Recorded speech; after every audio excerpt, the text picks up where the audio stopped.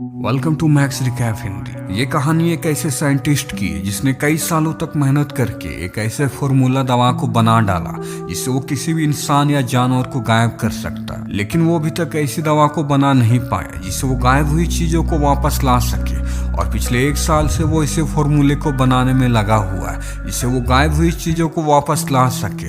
और आखिर एक दिन वो उस दवा को बना ही लेता है। असल में उसने जब अपनी पहली गायब होने की दवा को तैयार किया था तब उसने बहुत सारे जानवरों पर इसका टेस्ट किया जिससे सभी जानवर गायब हो जाते हैं पर वो वापस विजिबल नहीं हो पाते। और अब जब वो कामयाब हो गया है तो अपने सभी साथियों को बताता है कि मैंने उस दवा को बना लिया है, आप सब के सब अभी लैब में आ जाओ। वहीं पर लैब में गोरिल्ला होता है जिसे वो विजिबल करने वाले वो बहुत ही मुश्किल से गोरिल्ला को बेहोश करते हैं और उसे बेड पर लेटाकर उसके हाथों पैरों को बांध देते हैं। अब सेबेस्टियन अपनी बनाई हुई दवा को उसके बॉडी में इंजेक्ट करता है ताकि वो विजिबल हो सके। और जैसे ही वो उस दवा को उसके बॉडी में इंजेक्ट करते हैं तो उस गोरिल्ला को काफी ज्यादा प्रॉब्लम होने लगती है, वह तड़पने लगता है और उसकी हार्ट बीट बहुत तेजी से बढ़ने लगती है जिससे उन्हें लगता है कि गोरिल्ला अब नहीं बचेगा। लेकिन जैसे ही वो उसके हार्ट को सौंप देते हैं उसकी हार्ट बीट नॉर्मल होने लगती है और वो धीरे धीरे विजिबल होने लगता है और अब गोरिल्ला वापस अपने पूरे अस्तित्व में आ जाता है। और ये देखकर सभी साइंटिस्ट काफी खुश हो जाते हैं क्योंकि उनका एक्सपेरिमेंट अब पूरी तरह से कामयाब हो गया होता है। असल में ये जो एक्सपेरिमेंट चल रहा था वो सब आर्मी के लिए होता है और अब आर्मी के साथ उनकी एक मीटिंग होती है जिसमें सेबेस्टियन उनसे झूठ बोल देता है कि उसे अभी तक कामयाबी नहीं मिली और उसे इस प्रयोग के लिए और समय चाहिए। इस पर आर्मी उससे कहती है कि हम तुम्हें पहले ही बहुत ज्यादा समय दे चुके हैं और अगर तुमने हमें जल्द ही इस पर कोई रिजल्ट नहीं दिया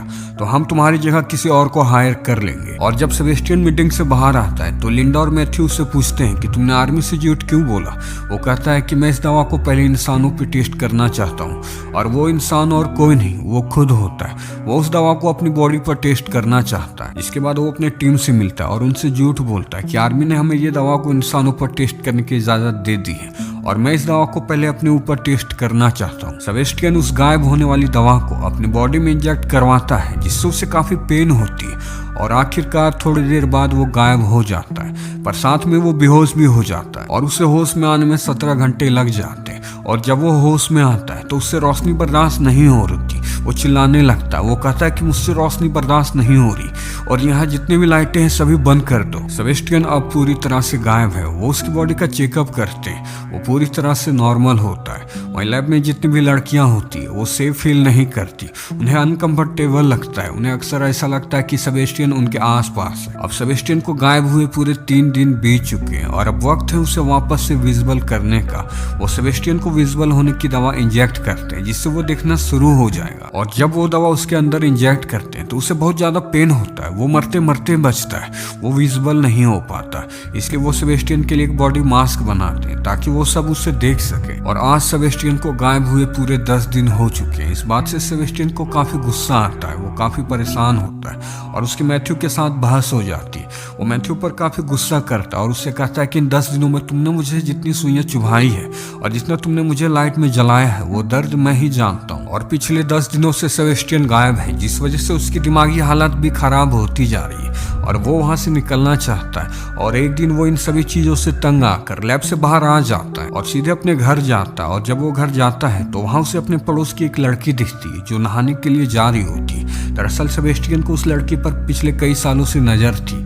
सेबेस्टियन अपना मास्क उतार देता है और उस लड़की के घर चला जाता है और वहां वो उसके घर का डोरबेल बजाता है। और जब वो बाहर आती है तो उसे कोई भी नहीं दिखता क्योंकि सेबेस्टियन गायब होता है। और वो उसके घर के अंदर घुस जाता है जिसके बाद वो उस लड़की का बहुत ही बुरी तरह से रेप करता है। इस बीच लिंडा उसके घर पर पहुंच जाती है जहाँ वो देखती है कि सेबेस्टियन का मास्क उतरा हुआ है। इसे देखकर वह डर जाती है। लिंडा लैब में आने के बाद सभी को सेबेस्टियन के बारे में बता देती है कि वो बिना मास्क का घूम रहा है, वो हर किसी के लिए खतरा हो सकता है। तभी वहाँ सेबेस्टियन आ जाता है। लिंडा उससे कहती है कि अगर तुमने कुछ दोबारा ऐसा किया तो हम आर्मी को तुम्हारी सभी सच्चाई बता देंगे। सेबेस्टियन लिंडा की बात मान जाता है लेकिन अभी भी सबों के दिलों में डर होता है क्योंकि सेबेस्टियन दिमागी तौर से काफी अजीब होता है और उसके नेचर से सब वाकिफ तो होते हैं। इसलिए वो तय करते हैं कि वो सेबेस्टियन पर हमेशा नजर रखेंगे। हालांकि वो उसे देख नहीं सकते लेकिन उनके लैब में एक ऐसा कैमरा होता है जिससे वो सेबेस्टियन को देख सकते हैं और यह बात सेबेस्टियन को पता चल जाता है कि उस पर कैमरे से निगरानी रखी जा रही है। सेबेस्टियन समझ जाता है कि वो इस लैब से बाहर नहीं निकल पाएगा, इसलिए वो कैमरे के साथ छेड़छाड़ करता है और अपनी पुरानी रिकॉर्डिंग उसमें चला देता है, जिससे ये लगता है कि सेबेस्टियन वहीं पर है। जिसके बाद वो लैब से निकलकर लिंडा के घर जाता है और वहां उसे पता चल जाता है कि लिंडा का अफेयर मैथ्यू के साथ चल रहा है। यह देखकर उसे काफी गुस्सा आता है क्योंकि वो लिंडा को पसंद किया करता था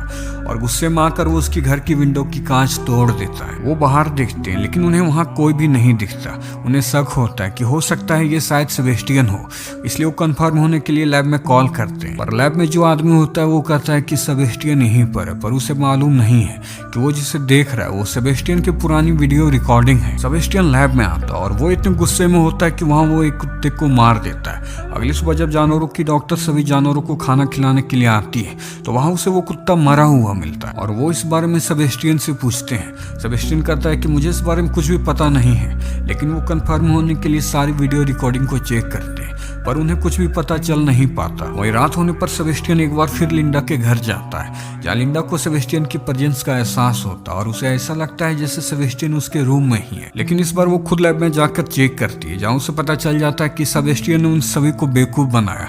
इसलिए वो डिसाइड करते हैं कि वो ये बात डॉक्टर क्रेमर को बता देंगे। अब लिंडा और मैथ्यू डॉक्टर क्रेमर के पास जाते हैं और उन्हें सब कुछ बता देते हैं। यह सुनने के बाद डॉक्टर क्रेमर को काफी गुस्सा आता है और वो लिंडा और मैथ्यू को इस प्रोजेक्ट से निकाल देते हैं। और उनके जाने के बाद डॉक्टर क्रेमर ये जानकारी अपने ऑफिसर को देने के लिए कॉल करते हैं, लेकिन उनका फोन डेड होता है। दरअसल सेबेस्टियन उनका पीछा कर रहा होता है और वो इनकी ये सारी बातें सुन लेता है और वो ये नहीं चाहता कि उसकी सच्चाई किसी और को पता चले, इसलिए वो डॉक्टर क्रेमर को पानी में डुबोकर मार देता है। अगली सुबह सेबेस्टियन लैब में वापस आ जाता है। वहीं लिंडा और मैथ्यू डॉक्टर क्रेमर का फोन का इंतजार कर रहे होते हैं क्योंकि उनकी आज एक मीटिंग होनी है, लेकिन उनका फोन नहीं आता। इसलिए लिंडा उसके घर पर कॉल करती है, जहाँ उसे पता चलता है कि डॉक्टर क्रेमर की मौत हो गई है। जिसके बाद लिंडा डिसाइड करती है कि वो इस प्रोजेक्ट के बारे में सभी को बता देगी, क्योंकि सेबेस्टियन के गायब होने की बात सिर्फ लैब के लोगों को ही पता होता है। लेकिन जब वो बाहर जाने की कोशिश करते हैं तो सभी दरवाजे लॉक होते हैं। दरअसल सेबेस्टियन ने सभी दरवाजे के कोड को डीएक्टिवेट कर दिया होता है और सिर्फ सेबेस्टियन का ही कोड एक्टिवेट होता है। उन्हें समझ आ जाता है कि ये काम सेबेस्टियन का है, इसलिए वो उसे किसी भी हाल में पकड़ना चाहते हैं, क्योंकि सेबेस्टियन अभी भी लैब में ही होता है। और जब वो जा रहे होते हैं तभी जेनिस कुछ पीछे भूल जाती है और जब वो उसे वापस लेने के लिए जाती है तो वहां उसे सेबेस्टियन मार देता है। अब उन्हें समझ आ जाता है कि सेबेस्टियन हम सभी को मार डालना चाहता है ताकि उसकी सच्चाई किसी और को पता चल ना सके। वहीं लैब में एक ट्रैकिंग मैप होता है जिससे वो सेबेस्टियन की लोकेशन का पता लगा लेते हैं। इसके बाद उसे पकड़ने के लिए दो लोग जाते हैं, वो मैथ्यू और कार्टर होते हैं। लेकिन सेबेस्टियन कार्टर को घायल कर देता है। मैथ्यू उस पर फायरिंग करता है लेकिन वो वहां से किसी तरह से बच निकलता है। कार्टर के बॉडी से काफी खून बह चुका होता है और उसे ब्लड की जरूरत है। सारा ब्लड लेने के लिए जाती है और वहां सेबेस्टियन आ जाता है और सारा को भी मार डालता है और इधर ब्लड ना मिलने से कार्टर की भी मृत्यु हो जाती है। और अब वहां पे सिर्फ 3 लोग ही बचे हुए हैं, लिंडा, मैथ्यू और फ्रैंक। अब वो सारा को ढूंढने के लिए जाते हैं। वो सारा की मौत से अनजान होते हैं और जब वो उस रूम में जाते हैं तो फ्रीजर में उन्हें सारा की डेड बॉडी मिलती है और तभी वहां पे सेबेस्टियन आ जाता है और फ्रैंक को एक रोड से मार देता है। मैथ्यू उसे बचाने की कोशिश करता है लेकिन वो भी इस बीच घायल हो जाता है। सेबेस्टियन लिंडा और मैथ्यू को एक फ्रीजर वाली रूम में बंद कर दे ताकि वो ठंड से मर जाए। अब वहां फ्रीजर का टेम्परेचर धीरे धीरे डाउन होने लगता है। लिंडा बाहर निकलने के लिए दरवाजे के शीशे को तोड़ने की कोशिश करती है लेकिन उससे वो शीशा नहीं टूटता। दूसरी ओर सेबेस्टियन एक बॉम्ब बनाता है और उसमें टाइमर सेट करके वहां से निकल जाता है और इधर लिंडा एक मैग्नेटिक पावर से दरवाजे को खोलने की कोशिश करती है लेकिन इस बार वो कामयाब हो जाती है। वो दरवाजे को खोल लेती है। इसके बाद वो मैथ्यू को उस फ्रीजर रूम से बाहर निकालती है। मैथ्यू की बॉडी बहुत ज्यादा ठंडी हो चुकी होती है, इसलिए वो उसके सामने आग जला देती है और अब वो एक फायर सिलेंडर लेकर सेबेस्टियन को ढूंढने के लिए निकल जाती है। जहाँ सेबेस्टियन लिफ्ट से निकलने ही वाला होता है कि तभी वहां लिंडा आ जाती है और लिंडा उस फायर सिलेंडर से उसे जला देती है। सेबेस्टियन पूरी तरह से जलने लगता है और अब उसके सारे कपड़े जल चुके हैं, जिससे वो एक बार फिर से गायब हो जाता है। अब सेबेस्टियन काफी इंजर्ड है और वो काफी गुस्से में आ जाता है और वो लिंडा से किसी भी हाल में बदला लेना चाहता है। इसके बाद लिंडा पानी वाली पाइपलाइन को खोल देती है जिससे वहां पानी गिरने लगता है और जैसे ही सेबेस्टियन पानी के रेंज में आता है वो हल्का हल्का दिखना शुरू हो जाता है। सेबेस्टियन लिंडा पर हमला कर देता है और वो उसे बहुत ही बुरी तरह से मारता है और जैसे ही वो लिंडा के गले दबाकर उसे मारने वाला होता है तभी वहां पर मैथ्यू आ जाता है। उसके हाथों में एक रॉड होता है जिसे वो सेबेस्टियन के सर पर मार देता है। सेबेस्टियन वहीं पर गिर पड़ता है, जिसके बाद मैथ्यू लिंडा को उठाता है और वो वहां से जाने लगते हैं, लेकिन सेबेस्टियन अभी भी जिंदा होता है। वो उसी रॉड को उठाता है जिसे मैथ्यू ने उसे मारा था। सेबेस्टियन उन्हें मारने जाता है, लेकिन मैथ्यू उसे धक्का दे देता है, जिससे उसके हाथों में जो रॉड होता है वो एक इलेक्ट्रिसिटी वायर में जा टकराता है, जिससे उसे बहुत तेज की करंट लगती है और वो वहीं पर गिर जाता है। जिसके बाद लिंडा और मैथ्यू उसी जगह पर जाते हैं जहाँ सेबेस्टियन ने बॉम्ब को सेट किया होता है। बॉम्ब उन्हें मिल भी जाता है, लेकिन बॉम्ब को फटने में कुछ ही सेकंड बचे होते हैं। वे समझ जाते हैं कि वे इतनी जल्दी इस बॉम्ब को डिफ्यूज नहीं कर सकते, इसलिए वो यहाँ से किसी भी तरह से निकलना चाहते हैं, लेकिन सेबेस्टियन उनके पास को डीएक्टिवेट कर दिया होता है। इसलिए वो इमरजेंसी एग्जिट जो लिफ्ट से सटी होती है वो उसके सहारे से ऊपर चढ़ने लगते हैं। तभी इस बीच बॉम्ब फट जाता है और जब वो ऊपर जा रहे होते हैं